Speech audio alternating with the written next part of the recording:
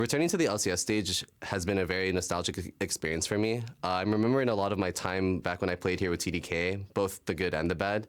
And it's just making me feel more motivated to give my best performance and help bring a championship title to Irvine. Welcome back to the College Championship presented by State Farm. You just heard from Latman being excited about wanting to bring that championship to UCI, and they are only one game away from doing it now. They're definitely looking like they can do it. It's going to be tough for Columbia College, despite a really competitive game, too, to win 3 straight against this team that has only dropped 1 game in the whole tournament. Reverse sweep the dream becomes reverse sweep the necessity for this team. No more room for error. No more chances to try again. It's do or die as we're about to jump into Champion Select for the 3rd time today. It's important to note that UCI is going to continue what we've seen so far. They select red side. They want that final counter pick.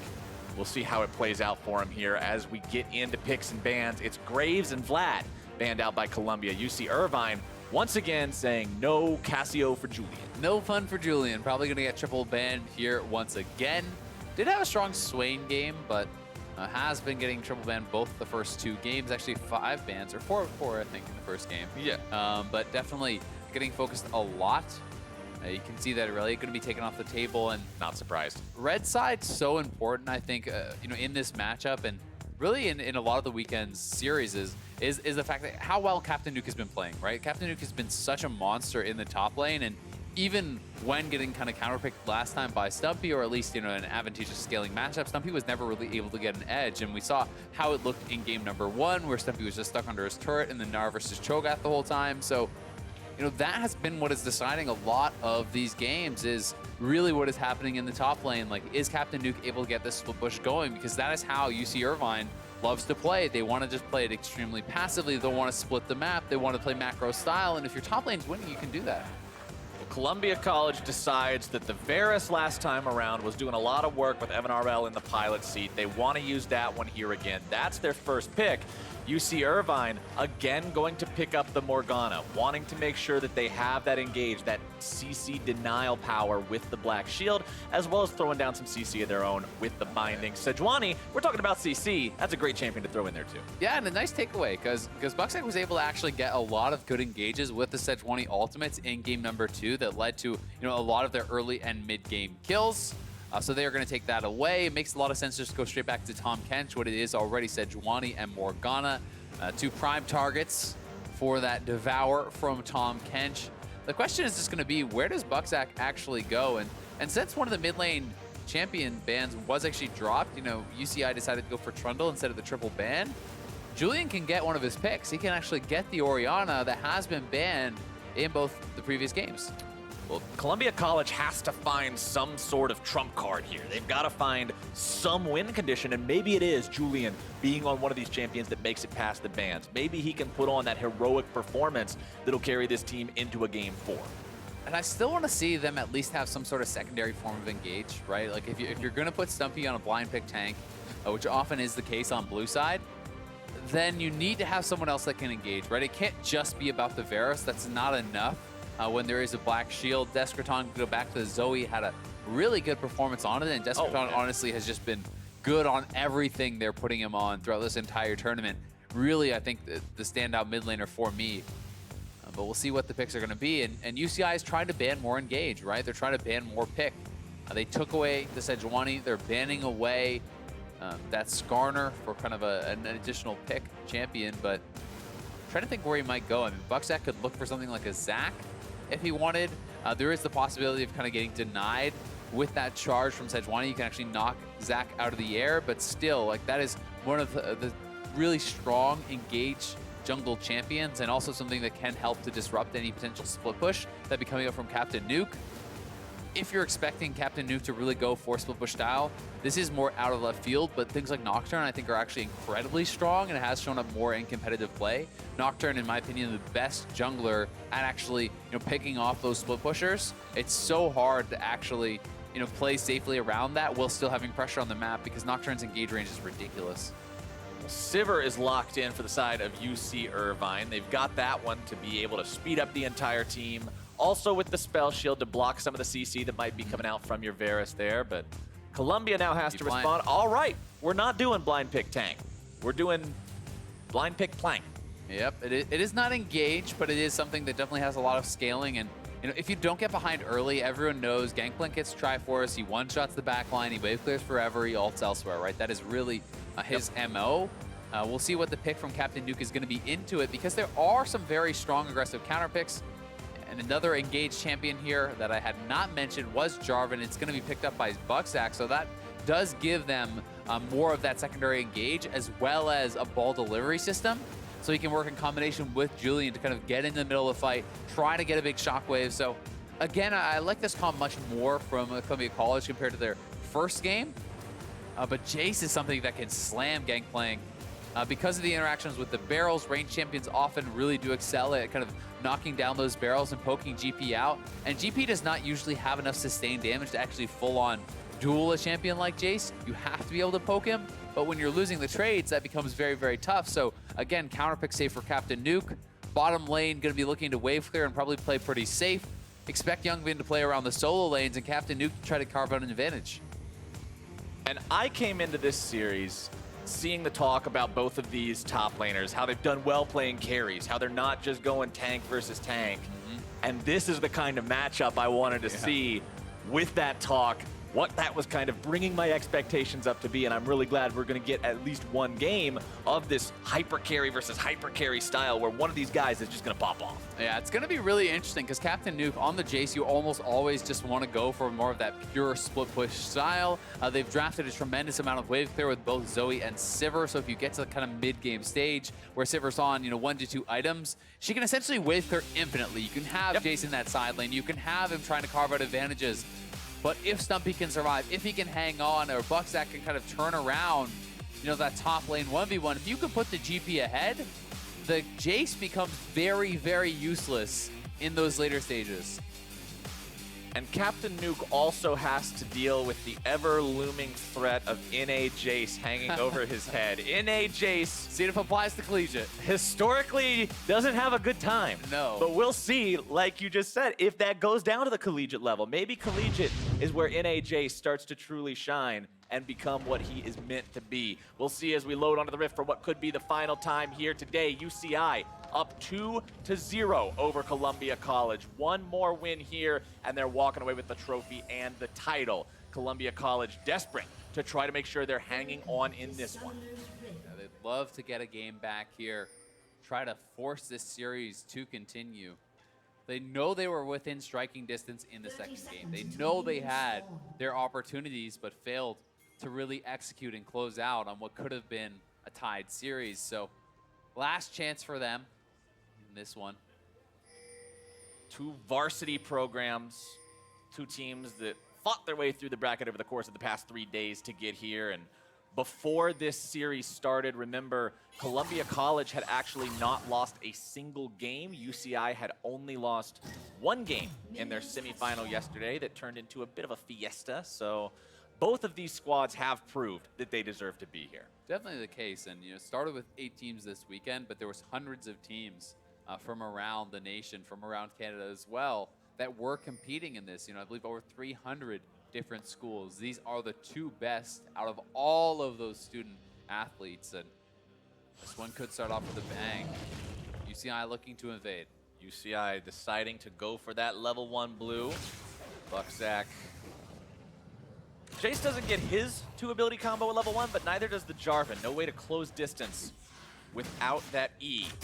All he can do is stab forward with the spear. Captain Nuke will find a little bit of damage, but the E is what's taken at level 1 instead. That was my mistake. It's been so long since I've seen Jarvan, I forgot what ability he levels up at level 1. Yeah, the flag giving you the attack speed bonus as well to try to take that down, but Captain Nuke has the ranged edge. Julian's coming over though. So is Descarton. This is, so much is actually going to come down to who gets this smite. Getting the level 2 can be enormous. That can give you the flag and drag or the potential for your actual stun here. So this smite battle can decide a lot of the game, and it's actually Descarton went back and got XP, and he's level 2 now, and he could be looking for a kill. Got the trouble bubble, the cleanse is going to keep Julian alive. The paddle star comes through, and Julian will likely burn to death. The first blood for Deskraton. And they're going to lose the buff as well. I think they can't hold on to this. Deskraton is now coming over. Such a smart move. He saw he was 1 minute away. He ran back to mid lane in range of experience, gets level 2, and what a disaster start for Colombia. Everything goes the way of UCI. This dude's playing 5D chess and everybody else is in the middle of a game of Connect 4, Azale. This guy knows what's going on right now. That's a massive advantage for him, for his team.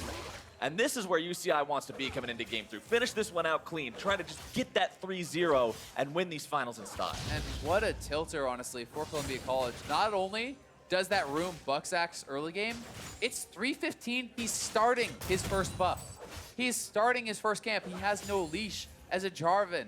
One of Jarvan's strongest points is his early level 2, level 3. Like, this is when you're supposed to be out on the map, wreaking havoc. You're supposed to be level 3 by now. Instead, 3:30, 1 camp down. You are so far behind. The Sejuani is happy to play this slow style. And when you look at mid lane as well, Julian down both summoners.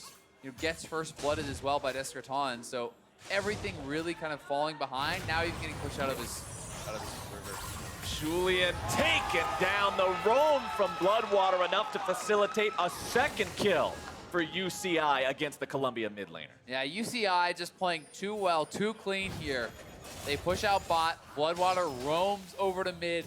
They get a second kill there, and you could see the frustration on Julian's face. Finally, is not triple banned, finally gets on that Orianna, and it's 4 minutes in, he's 0-2. Let's take a look at how this second one came about with Bloodwater's rotation to the mid lane. Yep, no summoners available. It's all on you to try to juke that. If you get hit, it is lights out. The binding guarantees the bubble trouble. The ignite is there from Bloodwater, and he's gonna get burned down. 800 gold lead, 4 minutes into the game for the side of UCI. It's mostly being put there in that mid lane situation. Let's see if Stumpy can Youngbin is stay out of trouble him here. Too. They could try to go for this. Stumpy goes forward. Youngbin will too. Youngbin accidentally steps out of the bush for just a moment there, reveals where he's at, and that means Stumpy's gonna make sure he stays safe here as well. Julian just trying to farm up whatever he can here in the mid lane. Sleepy Trouble bubble comes out. Drowsy procs, there's your sleep, and an auto attack to hit him, and just make sure that you proc that bonus damage. Yeah, Youngbin around as well. Everyone's converging. There's 3 members mid coming from both teams.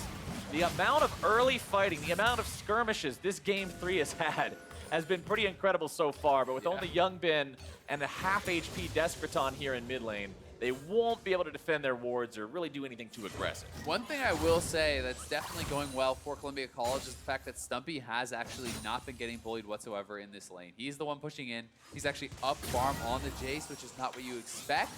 So, that being said, they are still behind, but if Julian can stabilize, if Stumpy can continue to establish an advantage, that is a way in, as the bottom lane is relatively even, and it is still just a bit over 1,000 gold. So if it does not continue to open up, if it does not continue to snowball, Columbia College will not be too far behind. And as you can see, Latman level 5, halfway towards level 6. Once these bottom lanes get those ultimates online, there's a lot of playmaking potential on either side, and with Infernal Drake being the first neutral objective there in that south part of the river, I'm expecting to see some action down here once those abilities are available. Definitely the case. It's going to be tough for Evan RL to actually, hit an ult, though. There's Sivir Spell Shield plus the Morgana Black Shield. Makes it very, very hard to actually, get one through onto this team. And, really, UCI, to me, is drafting this. Oh, Captain Nuke. Stumpy may have been winning up until this point, but you've always got to respect the Jace 1v1 potential. Nearly gets the kill on him there, forces out the flash, and Stumpy has to go back. Yeah, and he has no TP, so there goes all the CS advantage that he actually built up. He's going to lose 2 full waves off that, and that is really, really costly. When the wave is pushing back towards you, you have to play defensive, right? It's these little mistakes that Stumpy has made that have kind of thrown away advantages. It was great for him to be pushing up and playing aggressive when he has the minion advantage, because if the Jace trades, all your minions will help you out, you will get the edge. Once you get it to your opponent's turret, you can actually sit back and play defensively and just pick up that farm. Instead here, he plays a bit more aggressively, flashes forced, loses 2 waves.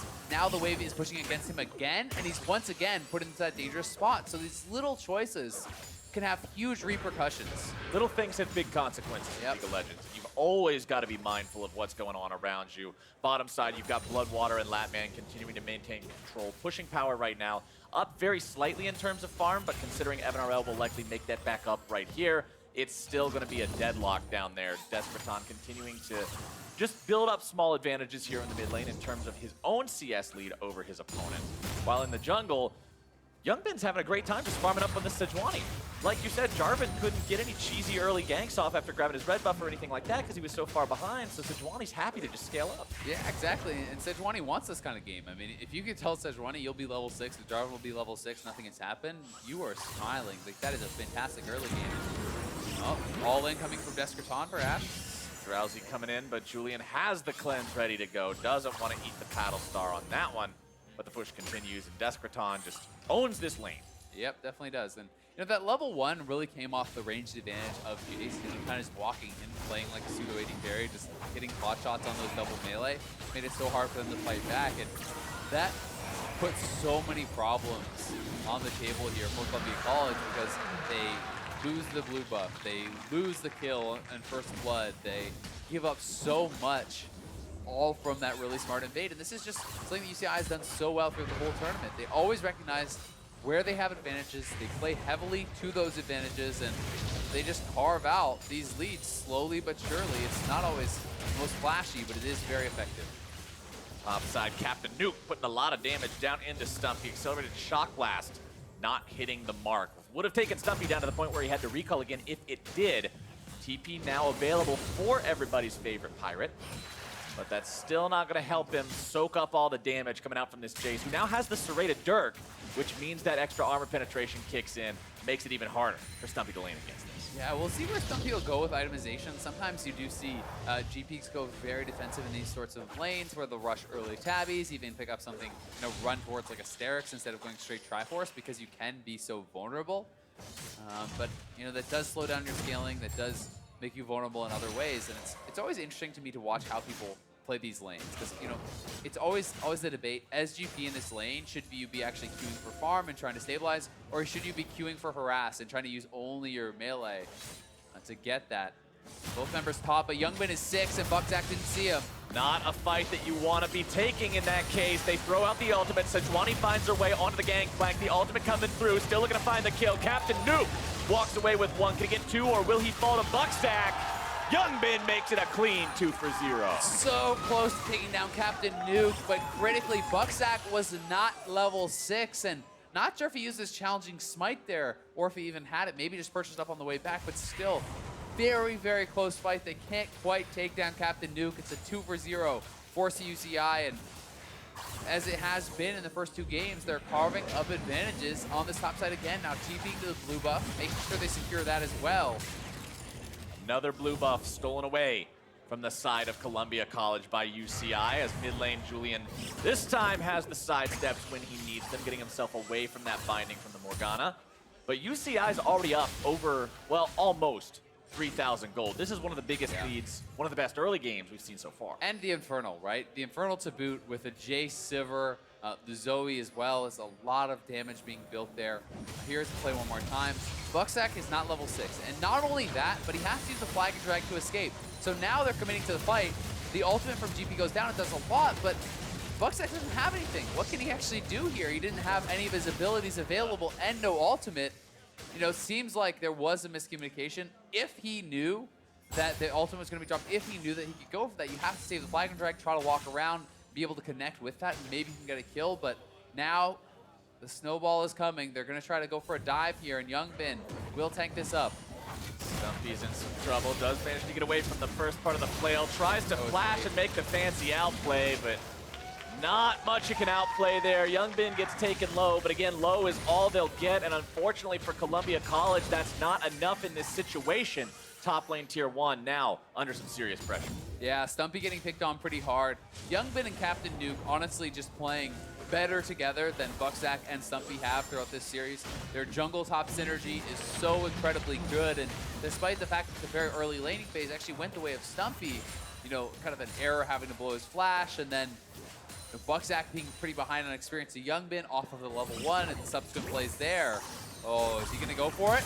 Oh, Buck's He's just got him. experienced some gameplay. Descraton, 100-0, bubble over the wall, and he is gone. Yeah, Bucksack not going to be happy about that one. Just gets absolutely shredded by Zoe. Descraton has been so good on this pick, finding so many plays for his team on the Zoe.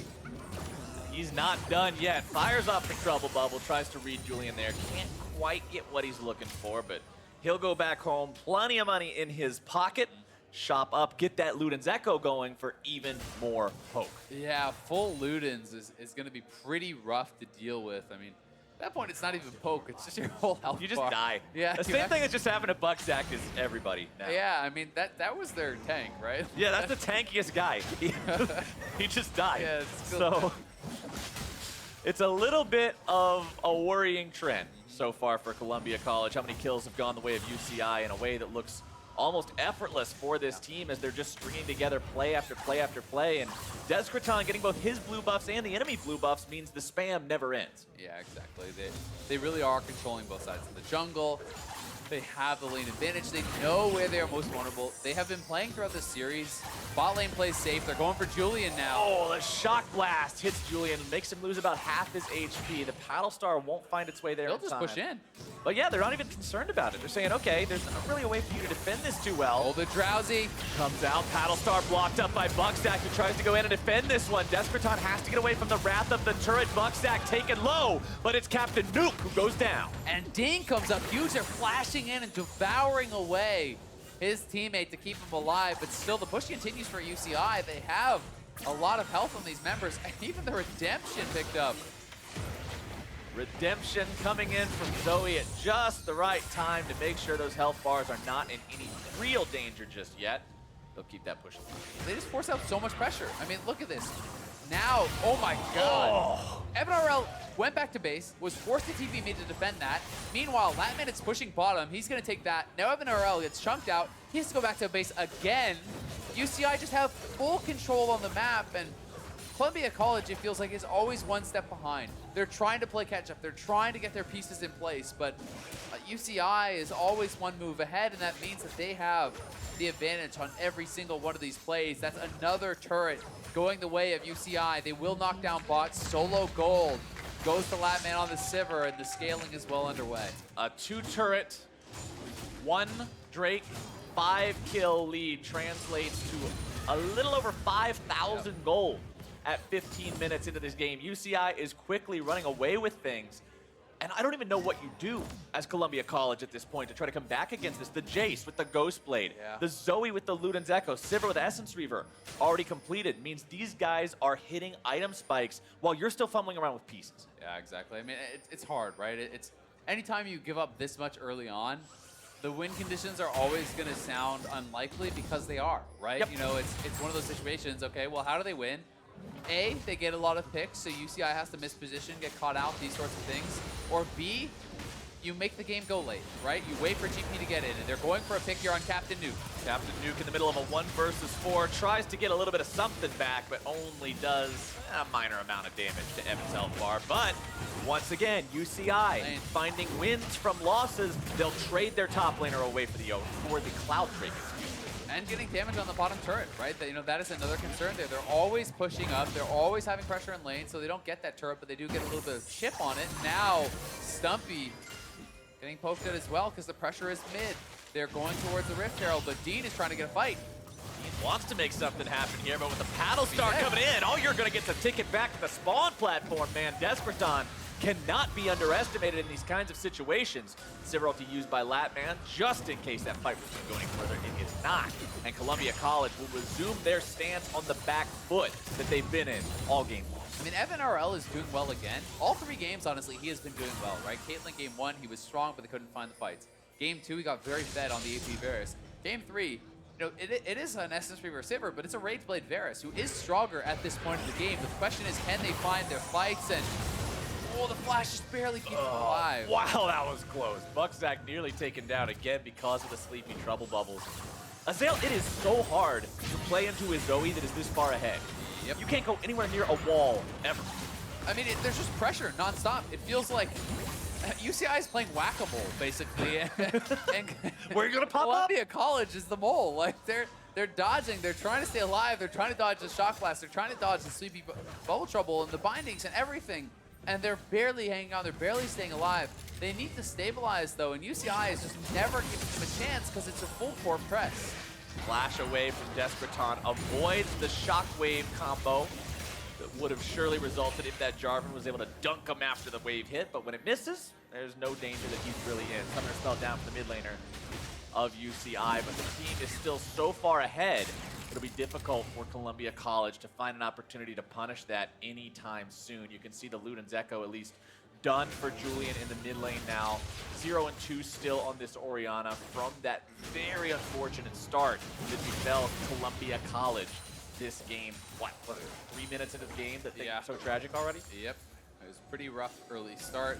You know, and really that was due to very smart play from UCI. Not only the fact that the invade was very intelligent, but Descraton realizing how close he was to level 2 and being able to get that got him first blood, and that's what really got them the huge advantages. So a lot of credit to him and his intelligent play.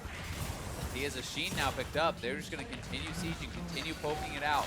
Now, Bloodwater, Youngbin trying to deny Vision, because if you can't see where that poke is coming from, it's so hard to dodge. And I mean, you know, Stumpy is built so much offensively, working towards that Sterix, you know, at least going to pick up a Jorums and sitting on the Tabbies, but he got the Tabbies at a time where Captain Nuke already had 28 lethality because he had a completed Ghost Blade and another Dirk, so it doesn't really do much. It helps to mitigate, but it does not really prevent. And it's just got to be this style from Columbia College, where they have to wave clear, you try to stabilize, you try to maintain as much vision as you can, so Bucksack can hopefully still farm and wait for Stumpy to scale. But as has been the case in a lot of these games, UCI gets a lead, they get vision control, that results in XP advantages all over, and you can already see Youngbin up 2 levels over Bucksack. Bucksack's jungle just gets taken away. Every time it spawns, UCI moves in, puts down vision, takes him out. I mean, look at the farm comparison between the two.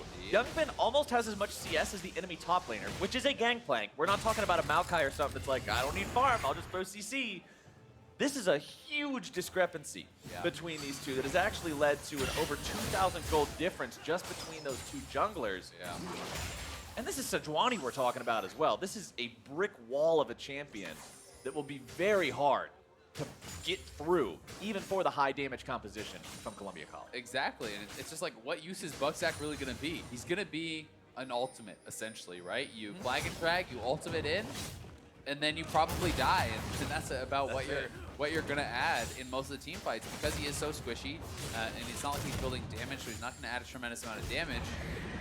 They are going to drop this Rift bot and potentially try to push up and make a play around that, but you can see Descraton and Youngbin are already on the way, and they have got to be careful about this, because it's not a fight they can take. Sleepy Trouble Bubble lands down onto the Gangplank. Paddlestar doesn't find the mark. Captain Duke still wants to go find a little bit more here. Bucksack deleted as Stumpy now stands alone versus the remaining 3. He'll go down here as well.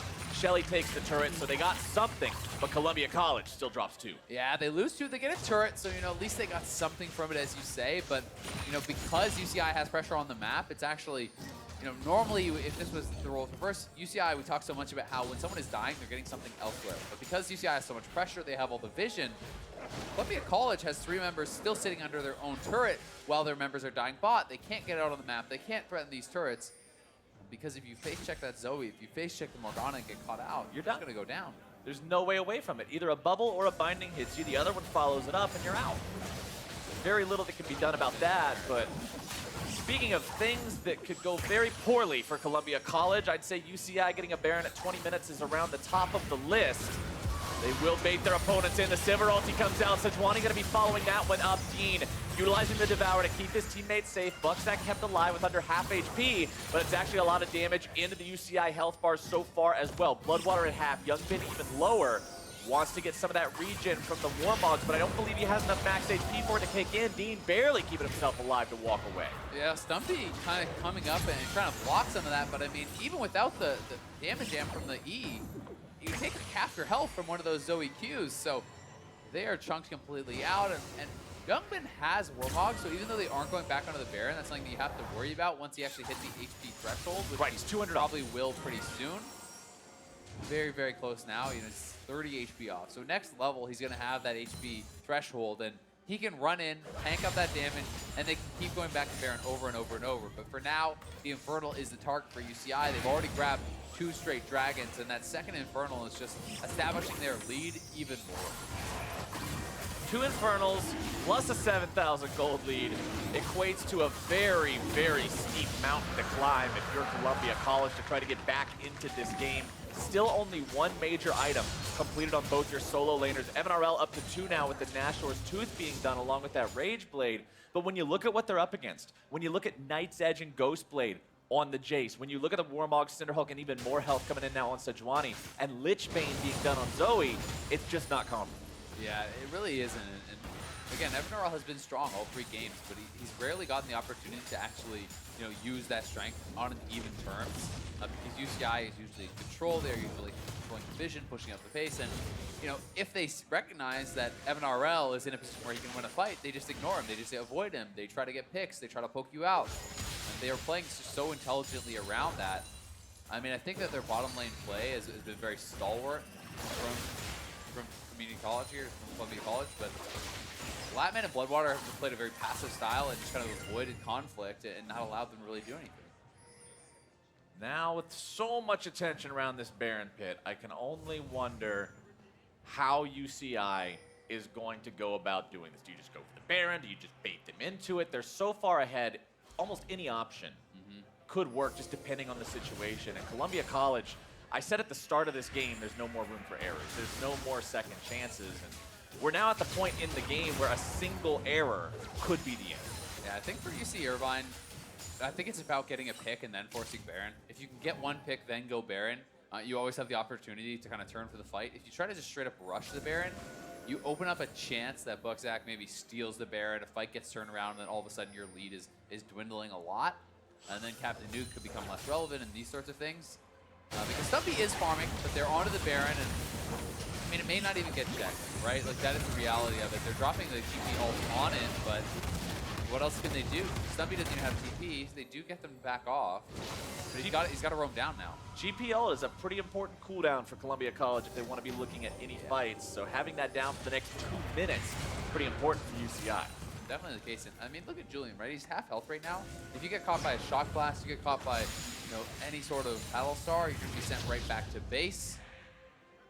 But part of keeping that Baron out of UCI's hands for Columbia is about pushing up and always having mid lane control, right? Because mid lane kind of gives you access. If you push up mid lane, your opponents have to respond. That gives you access to the river. That allows you to deny some vision and clear some of this out, which is what they are now being allowed to do. They're just trying to buy time. Just delay, delay, delay, give up the minimum, and you're kind of just hoping for late game. Speaking of that late game, I like FNRL's itemization decision right now. We'll talk about that in a bit. Stumpy's caught out, has to flash up the wall. Youngbin wants to go even further. Land the stun down onto him, follow it up with the ultimate redemption coming in. Youngbin grabs the kill, but the redemption's not down in time to keep him safe. It's 1 for 1. Boomerang Blade won't find the kill into Buckzak, but it comes oh so close.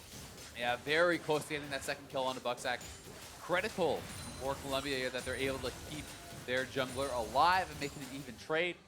Something they will take. You know, it's not the best of trades, but it's definitely something they're going to have to take here. And sending Julian now down to the bot to try to collect this wave with Nuke pushing in. But oh my God, there used to be an AD carry there, Flowers. Control Alt Zoe. He's out of there, man. Nothing you can do about that kind of damage. As soon as it hits, it's already lights out, and the push continues in the mid lane. That's FNRL. That's the dude who makes things happen with the damage in these fights, and he's not going to be a factor for 20 more seconds. Turret gone bottom now. You know, Julian had to run mid, try to defend there, but bot is still being pushed in by Captain Nuke. Now the jungle is being pillaged as well. This is how they extend the gold lead time and time again. Dean away from FNRL for 1 second, and it means he's going to die. It's just so tough. And I was talking about, before the fight onto Stumpy broke out, I was going to say, I really like that FNRL is just going for straight damage. No QSS this time. He's trusting Dean, and that one moment of vulnerability was enough. Oh my God. I mean, really, that's so hard to react to. It's not even like he got slept. He just got straight up one shot, so He got paddled. not much for Dean to be able to do there, but they are just committing to the Baron. GP ult does a lot of damage. You have to give that some respect. We'll see if Columbia can get in. Stumpy is TPing to mid. Baron down to 3K. Youngbin still in the pit. Youngbin very low. Had to smite for health, but it's still going to be secured by Captain Nuke. The Baron goes over to UCI, but the Shockwave finds so many. Julian taken low, but it's UCI that's taken down. Captain Nuke has to run. Youngbin as well, regenerating now with the Warmogs. It's Baron plus a kill, traded away for 3 members of the side of UCI. Still going to be worth it, I think, for UCI. We'll see if Columbia can actually take down a turret or get anything off of that, but that was risky for UCI. Ooh. Had that Baron gone over to Bucksack, that would have been a catastrophe for them. So Let's not forget it was Jace who got it, too. Yeah, exactly. It wasn't even a clean smite there, but they do come away with it. They don't lose a turret, so now they're going to be on the push. And Jace kept the Baron buff, which is so critical. Because Sejuani can just group with the 4-man squad. Baron buff up one wave. Nuke pushes in another lane. He's already stronger than everyone else 1v1 and now has that Baron buff. But here it is one more time. The GP ult softening a lot of them up. So Columbia looking for it, and Stumpy TPing in, everyone collapsing. UCI clearly making the call to actually finish the Baron, but Descraton is split. There's a little bit of kind of debate on whether they should go for that or not, and Bucksack just barely not getting in time. Julian with a massive shockwave and barely staying alive to finally turn that. The Baron had about 750 HP left when Bucksack smited it, and his smite did around 620, I believe, so at the close. time. It was 100 off, but 100 is honestly the difference between winning and losing the Baron, potentially winning and losing the game. And the Columbia call it. funny thing is, when you look at that and you realize Youngbin is 3 levels up, that's 150 more damage on his smite, right? Yep. If you're not that far behind in experience, well, you just smite stole that Baron, right? Like, these are the little things that make massive differences up throughout the game. And UCI pushing up here, looking to try to deal a death blow. Oh, double man paddle star hits both the jungler and the support, and because of that, Bucksack is already taken down. UCI using the power of this Zoe time and time and time again. 6-1 and 3 on this mid laner that had such a fantastic start, kept it going, translated it into a wonderful mid game. Now looking to close the game here with it now. 30 minutes in, pushing multiple lanes at once. Still got Baron buff ready to go. Julian's taken nearly down. Does manage to walk away. Captain Nuke thinking about the long-range snipe, excuse me, but not even needed. The inhibitor's the name of the game, and they get what they came. Yeah, just chunking out that Orianna, that's the only wave clear, and there's no way that they can actually defend that when you expended GP ult, you know, as well as the Orianna shockwave, the Varus ult was down, and your jungler is out. So now at this point, they're very ultimate dependent. They're waiting on those cooldowns to come back up, hoping and praying that they can survive, but Descraton poking from the side, looking to get those advantages. Battlestar luckily not finding its way onto any big chunks this time, but they've still got that Baroned up cannon minion. No banner on him this time, so he's not single-handedly tearing apart bases, but they've still got Baron to persist for another 20 seconds or so. They want to try to utilize this wave as effectively as possible. Battlestar again, not going to be finding its mark. Captain Nuke caught out a little bit there. Black Shield keeping him safe from the shockwave, and Bucksack's got no way out of his own cataclysm. Stumpy taken very low. Has to eat the orange and get the hell out of dodge as the push continues. It looked like it may have been a pick for once, but the save from Bloodwater keeps that top laner alive. Yeah, the Black Shield, the redemption coming through, cooldowns blown there. They didn't have the follow-up, and the wave pushing on the top side knocks down a turret. 2 inhibitors already knocked down by UCI. They are closing in on this one. One more reset, but they are so close to crushing through this series, completing the sweep, and claiming the college championship. And this is what I like about this team. Even though they're on the precipice like this, they're playing it patient, they're playing it smart, and here's how they played this one. And there's the Black Shield, perfectly timed by Bloodwater. The redemption comes through. The follow-up is not there. Evan RL gets zoned off. Stumpy's not able to really connect through with the barrel and didn't have his ultimate still from the mid lane fight. So you expend all those cooldowns to try to take down Captain Nuke. You don't get the kill, and then the fight is over. It's a 12,000 gold deficit now that this team is having to deal with. Everybody just went back and bought.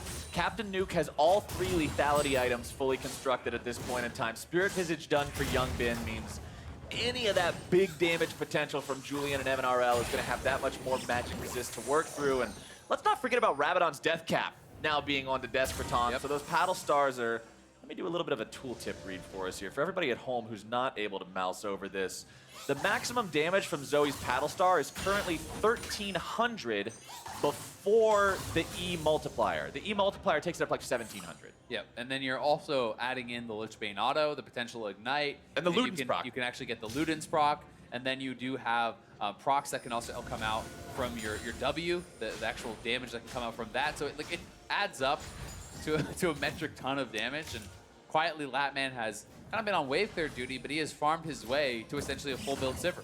I mean, this guy has not been who you've had to been worrying about throughout the game, but now you have a full build Sivir. All of a sudden it's there. And okay, great, you pick off Captain Nuke. Okay, great, you pick off Desperton. Latman is a monster. He can 1v5 this fight if he's protected. So many threats to deal with, so few answers to find here for Columbia College. One inhibitor left to defend. Bucksack losing about half the HP there from the quick jump in from Desperton. Likely only a matter of time here, barring some sort of miracle shockwave. Exactly, it's about the engage for Columbia. They need to pick someone off instantly, preferably, you know, get Latman or Desperton, kill them immediately. That is your hope. It has to be an engage from Bucksack, followed up by the shockwave, followed up by the Gangplank ultimate. Barring that, there's not much of a way to get a team fight win. Julian taken very, very low on that one. Forces out the Gangplank ultimate to cover the retreat. Another big tool not available for the side of Columbia College now. The ultimate for MNRL also still down. No chains of corruption here to use. With that top side turret below half HP, you have to think that UCI is going to press that gas pedal soon. They're going to see the green light. Yeah, Youngbin is pushing in the mid. Desperton is just relentless on this Zoe, non-stop pressure, poking people out and looks for the engage, can't get it. Gets the Drowsy right as Bucksack wanted to go in. Redemption comes out, Chains of Corruption, miss. MNRL without that ultimate cooldown here yet again. Turret nearly taken down. Youngbin just continuing to help these super minions push off to the side. Desperton looking for paddle stars. Oh my God. What a shock blast. Stumpy trying to clear this out, but they're gonna dive. Zoning everybody away. The inhibitor, again, the target. That's double super minions in every lane for UCI. The situation gets hairier and hairier as this game continues, but it likely won't continue for much longer. UCI looking to deal the death blow here, unless Columbia College can somehow finagle a way to get these guys at the base. Desperton moving forward again, trying to find those paddle stars. Shock Blast hits MNRL, takes a little bit of HP off of him there. Dean bound up, here comes your engage! And Julian's already out of the picture, this should be it! There's your stopwatch from Captain Nuke, keeping him alive, and everybody from Columbia College is routed! Ladies and gentlemen, a 3-0 overall series, and a phenomenal performance from the University of California, Irvine, who are your 2018 Collegiate Champions.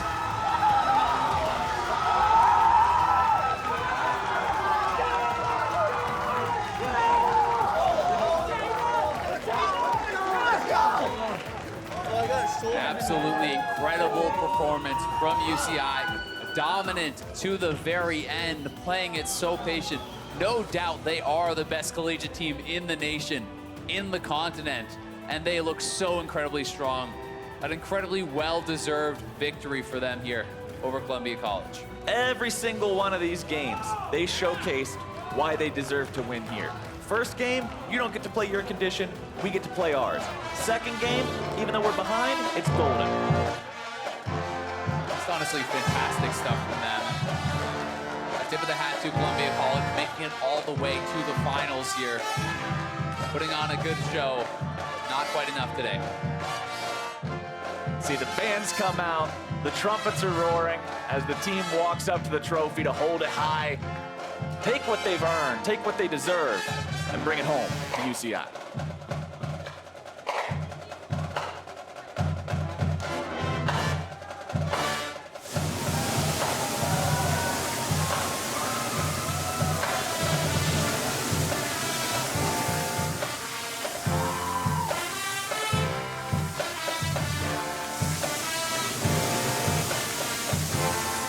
Championship hats are out. trophy is raised and the celebrations have begun. The confetti rains from the sky. Another hoist of the trophy from UCI.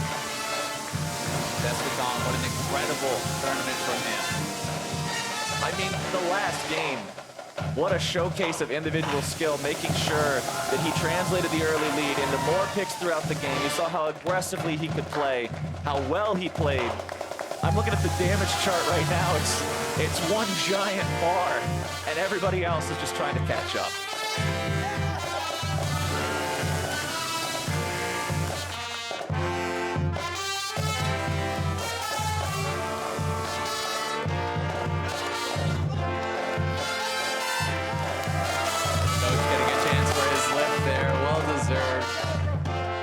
Gotta spread the wealth around. Everybody gets a chance to hoist the trophy up. They were all part of this.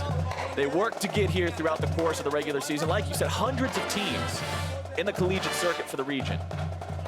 These guys were one of the 8 invited here for being the best, and now they prove that even among the elite, they are the elite. Best team on the continent, best collegiate team there is. Really, really impressive stuff from them. Looked so dominant the whole way through. You know, there are 3 former pros on this team, you can tell, but really, the rest of the squad looked so damn good too. Very, very impressed. Desperton and Captain Nuke, they look like they could be, you know, pro ready as well. These guys were monsters, and I think the collegiate scene is going to start to get even more attention from these academy teams, from these pro teams that are looking to pick up players, that are looking for new talent, because there have been some very, very impressive showings. The skill level just keeps rising in this collegiate circuit. It just keeps bringing in better and better players, better and better competition. And then when you get to this point, you get to hoist the trophy and say, we earned this. We earned our spot. That's got to feel great for these guys. And in addition to the title of champion and eternal bragging rights, University of California, Irvine will also be designing championship rings alongside our partners with Jostens to commemorate their victory here today. That is pretty sick, I've got to say. And moments like this, players never are going to forget. This is going to stay with you forever, and having something cool to commemorate that is going to be very, very memorable. Championship rings for collegiate esports. I love it. That I'm shows jealous. how big this is building. Where are championship rings That for shows how casting big this is building, man. If you would have told me back when I was a little kid going to middle school or whatever that you could go to college and get a championship ring for competing in League of Legends, well, one, League of Legends didn't exist back then, so that would be kind of weird. But in general, What are you talking about?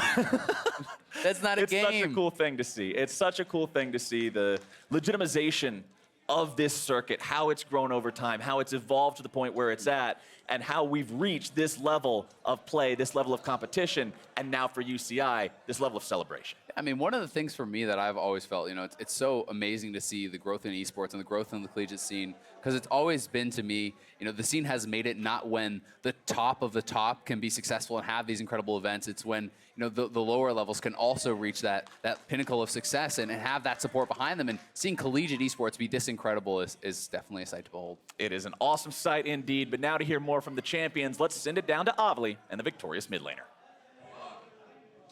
Thanks, guys. I'm here with Desperton. Congratulations on your victory. What was going through your head when you lifted that trophy? I just couldn't believe it. We went 3-0 against Colombia, and yeah, it was amazing. And we just showed them how dominant we were in this tournament. 3-0, and you had 2 phenomenal games as Zoe. Was there any doubt in your guys' mind coming into this weekend or even this game that you guys were going to leave the winners? I think coming into this game, we were all confident that we would be able to come out on top, and that's what we did. Confident indeed. But I hear that you actually also have a 3.9 GPA at UC Irvine in computer engineering, no less. How are you able to achieve both that and the championship? I think it all just comes down to time management and being able to be able to balance your schoolwork and as well as have the time to play League. Now, everyone wants to know what's next for you. Are you going to continue working through the college championship and working on that GPA, or what? I think for me, I want to finish school first and get my college degree, and then afterwards, let's see what happens. Stay in school. Well, I just want to point out, look at all of this support from UC Irvine, and I hear that your entire family is here as well. Is there anything that you'd like to say to people supporting you? I just like to I'd like to thank everyone who came out today. It means so much to me and the rest of our team to see UCI just come out and give us the support, and I think it definitely helped us win the game. And in particular, I also like to thank my family for taking the time to come out here for this whole weekend. My family is... Is that your moment for waving? Yes, they're... Yeah, so... Sorry. But yeah, like, I told them that we'd be playing this weekend, and they said they would come down, and that just means the world to me. So thank you. Well, congratulations again on your victory. And for more on the game, let's hear from the State Farm Analyst Desk.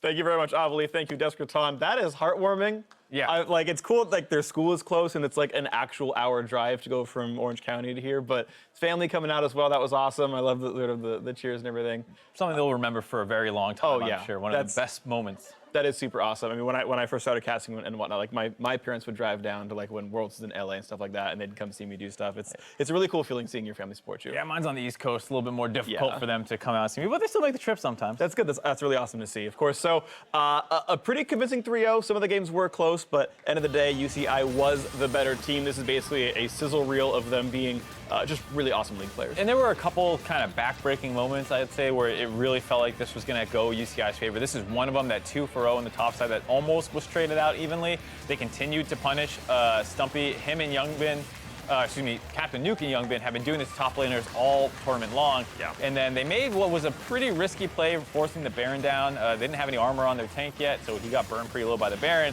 And they almost got cleaned up, but the smite was slightly mistimed by the Jarvan as he was held behind all game long. And so he didn't have enough damage to actually contest that smite, loses that one. And once they got the Baron, UCI was pretty much able to close this game out pretty cleanly. Yeah, this next Zoe Q, I think one-shots Orianna. Here we go. And where'd your mid laner go? Bane, summon Airy, good enough damage. Yeah, I think Deskraton in particular, just saw the interview with him, really stood out. That the level 1 that happened this game where he had the presence of mind to go back, pick up level 2, and then continue to fight was the reason they were able to kill Orianna, which then allowed them to secure the blue buff and really shut down that Jarvan. You see 4K damage, almost as much as the Tom Kench. So he had a very tough game on Jarvan. Meanwhile, 35K out of Zoe. Pretty decent. It's a number. Gotta say, it is a number. That is an accurate statement. Thank you very much. It's larger than some other numbers on your screen. That is it's also actually the largest of some subset of numbers on your screen. Yes, thank you. Not as large as the amount of gold the team earned. So there are some large numbers on the screen, the 70.1K, but that is about it. So either way, obviously, smashing that one, that went downhill quickly. As you can really tell, did. we are. You remove the guess, falls apart. Yeah. If it was just me, it'd be better. But sadly, it's okay. You're here to drag us all down. But yeah, okay. So you see the better team overall. I will probably have another interview coming up very soon. And in fact, the prompter just scrolled. So yes, we do. Let's send it down to Avali, who's standing by with some more of the championship squad. Look at that timing. Thanks, guys. I am here with Latman, Bloodwater, and Captain Nuke holding his Pop-Tarts. It looks like you finally got them back. Guys, all of you, I'll start with you, Nuke. What was it like to finally hold up that trophy? I think it's about time. Like, we tried so hard to get this trophy, and I definitely wouldn't have done it without the support of everyone here, especially Tower of God, Justin Choi right there.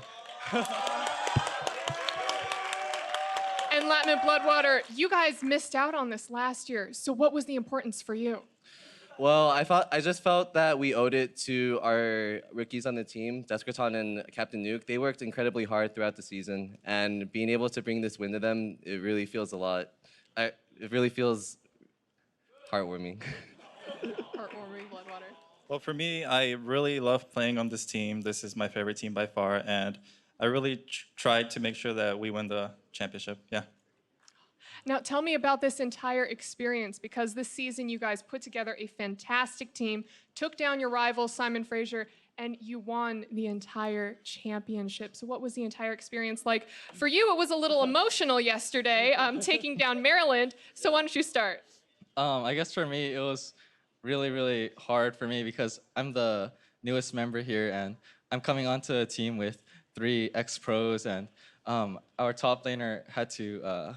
he couldn't play anymore, so I had to sub in for him. So all the pressure was on me. So it was really, really nerve-wracking, and I felt like I had a lot to prove, and I'm glad I proved it here. How did he do? He did so good. Evan made that the whole tournament here in the playoffs. I expected to have to work a lot harder from bot lane, but Evan and Jeffrey stepped up in such a big way that a lot of this tournament was really uninteractive for me in bot lane. Like, our mid and top just went beast mode every game, and I couldn't be happier to be able to support them to a win. Floodwater, was this true? How was your experience? I'm really satisfied with the way everyone performed. Evan never ceases to amaze. Jeffrey, he always pops off and makes amazing plays. And Balling is kind of an island for us, but you know, once that island's over, the game just wins in our favor. So I understand we have 2 sophomores and 1 senior. What's next for you guys? Are you going to continue college or try to make a break into the pro play? I mean, for me, I'm just gonna keep doing what I do. If I get offers, then I'll consider that. But for now, I'll just keep on pursuing my computer science degree and keep on smashing collegiate teams. I'm pretty sure I'll be continuing with school. Yeah. Yeah, I'll be staying in school for 1 more year, and then I'll be graduating. Well, great on that. Now we see your floating faces again for the last time in this crowd. Is there anything that you guys would like to say to everyone who has came out and showed their support all weekend long? Definitely thank you to everyone that came here. I'm really happy that we won, and this is like the biggest league moment for me, so I'm really happy. Yeah, this is really overwhelming. The support has just been phenomenal throughout the tournament. I'm so thankful to have such an amazing esports arena staff at UCI to come out and support us. Really thankful for Mark Deppy, the director of the program. You do an amazing job, and I just couldn't be more thankful. And special shout out to Frank Fang for being a big part of my amateur career, which helped me get here. I personally want to thank my friends and family for being so supportive of what I do, and I want to thank everyone from UCI and from the UCI Esports Arena staff for coming up here and supporting us. It's really amazing that you guys all showed up, and we're here to witness this. Oh, and also a quick shout out to our support staff. You guys were absolutely phenomenal. Like, working hour after hour in the hotel room, going over so many drafts and permutations, and just, you guys are great, and your work is really, really appreciated. Well, congratulations to all of UC Irvine for this championship. Guys, great job. Back to the desk. Thank you very much, Avali. Yeah, so the next line I have to read is a lot of credit goes to UCI's coordination, but you heard that interview. The last half is just like, everyone on the team is so amazing. I love everyone. Our staff is great. Everyone behind the scenes.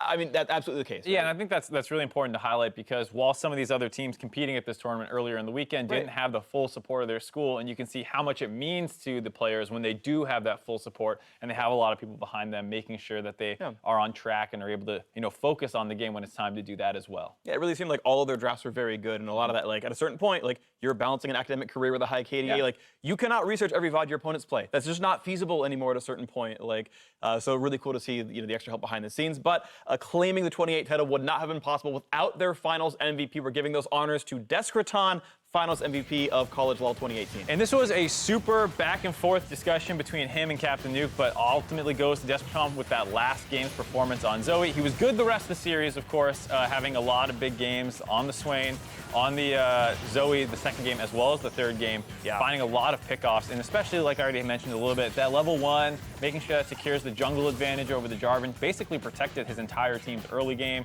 and then while Captain Nuke did a great job snowballing with some help from Youngbin, later on in the game, it was Descraton finding a ton of pickoffs. You saw that one shot on the Orianna, had one onto the Varus as well, just made the living hell for Columbia's players. Yeah, you see nearly 1,000 damage per minute on both those Zoe games. Absolutely huge, so really big props to him. But you heard him say he wants to finish his school first, then see what things look like. A couple of the other players maybe a bit more open to the opportunity of making the transition. We'll see if a paycheck can change his mind. Maybe if someone reaches out, says if they want him for Academy. And I'm sure same for Captain Nuke. I think, you know, he sounded a lot more open to that opportunity. And I think he basically did as good as you can on this stage. A young guy, lots of room to work, and was pretty clearly the best top laner in this tournament. Yeah, and I got to say, like, most of that roster, of course, sophomores. So, and even Bloodwater said he's coming back for one more year of school as well. So that whole roster could stick together, and maybe they win back-to-back championships like UBC a couple years ago. Now, throughout the week, we saw some wild plays from all of the teams. We decided to collect some of our favorites. Up first, University of Maryland's base defense tested UCI in Game 3 of their semifinal match.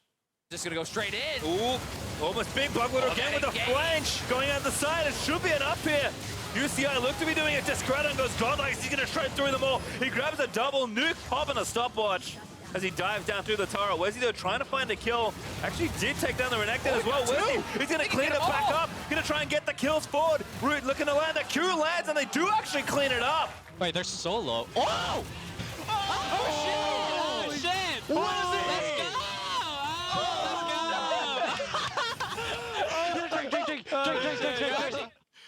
Good to see the team having fun enjoying that one too. I had a lot of fun watching that play. Yeah, that was the only game that UCI lost the entire sort of back half of the tournament right there. So turns out you just need Brand Draven and AD Lee Sin. Yeah, and to play all that stuff well, I mean, the Brand did a ton of damage to set all that up, and then the clean Lee Sin mechanics to actually finish off those kills.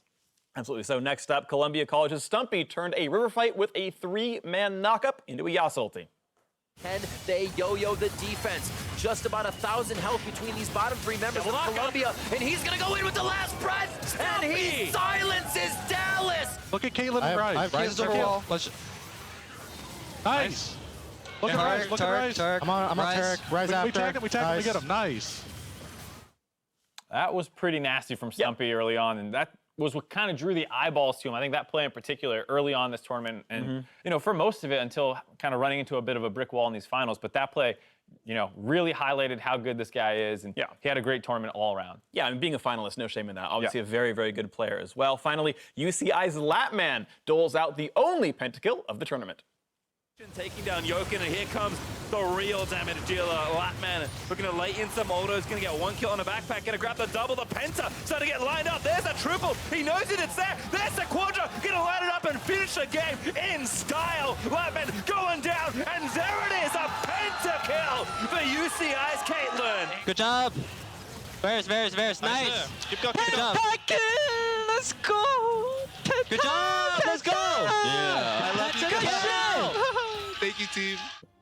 Nice thank you, team. Very courteous of him. I gotta shout out Pasty Time for calling it at like kill number 2. Yeah. He gets it down when he's like, the pentakill is coming, and 2 from that full HP, and I'm like, Pastry freaking spot on, my dude. Like, he knows what's going on. Yeah, he does. He's a smart man. And it's really cool too because we talked about how much UCI was a team effort. You know, that's day 1, your AD carry getting a pentakill, and then the finals happen 3-0, and they're basically like, oh yeah, we got carried this series. Yeah, like, he's 0-0-1 at like 30 minutes. You're like, yeah, but they're up 10K. Yeah, that's how you know it's a good team, when the guy who got a pentakill to start the tournament off is getting carried at the end. Just trading farm, no big deal. Yeah, beautiful stuff there. So while we did crown our college champions today, the quest for the NALCS Summer title begins Thursday with day 1 of the North American Academy broadcast brought to you by the Academy orgs themselves, and the Riot broadcast picking things back up on Friday. Then the NALCS countdown starts the summer split, including Mark Z, so maybe miss that, at 1:30 p.m. on Saturday. And if you want to join us for the action, pick up your tickets to see the games live on LMLesports.com/tickets. All right, for the people who stuck around to this point in the broadcast, you have to start watching Academy, because from everything we've heard, from talking to pros, their tweets, all this stuff, the meta might be just in complete shambles. It will be the craziest stuff you have ever seen, and your first look at it in North America will be Academy, so make sure to check that out. And then, you know, on the countdown, I'm sure we'll be losing our minds too about the state of the game. Yep, and now before we do leave, a special thank you to everyone who joined us on the broadcast, Short Hop and Faith. And actually, Jokin was here, but because there was no game before. You watched the whole last game with us. He was here with us, sadly. Pretend Jokin was here and was helping out, honestly, but thank you so much to everyone else who joined. Thank you to Mark Z, and for myself and the casters and the entire live broadcast crew. Thank you, all of you, for watching. We will see you on Thursday for the start of the summer split. Good night. Or afternoon, or evening. I'm really, really excited. This has been a tournament with so many upsets, and yes, UCI may be the favorites coming in, but very excited to see what Columbia can pull off. Hey, RL puts a lot of damage onto Bloodwater. He doesn't even need anybody else to help him out on that one. Does manage to grab the first blood. Oh, the binding! Not going to be bound up. Can't get in there in time. It's still going to be 2 for 1. With that feast up, nice shot from Youngbin to take down Julian. Bucksack likely going to be dropped next here as well. Dean taken very low. Latman does fall. Off the side, it's Julian versus Youngbin. Julian staying alive, but with FNRL down, there's surely no way for Columbia College to fight this one out now. Go, go, nice! go! Kill them all, kill them all, let's go! Nice, nice, nice! Good to go. We can win this. Morgana. I'm coming. Look at Zoe. Zoe. I am Look at Aurelia. This is me, dude. Watch me. Buckstack going to be taken low. There goes your pull on the catch. That's the QSS that wasn't ready. And that's 2 kills for UCI. Swing, nice. Let's go. I've shield. Mister, okay. I killed Virus. Nice. That's it. Still looking to find the kill. Captain Nuke walks away with 1. Can he get 2 or will he fall to Buckstack? Young Bin makes it a clean 2 for 0. Baron goes over to UCI, but the shockwave finds so many. Julian taken low, but it's UCI that's taken down. Inbound up, here comes your engage, and Julian's already out of the picture. This should be it. There's your stopwatch from Captain Nuke, keeping him alive, and everybody from Columbia College is routed. Ladies and gentlemen, a 3-0 overall series, and a phenomenal performance from the University of California, Irvine, who are your 2018 collegiate champions.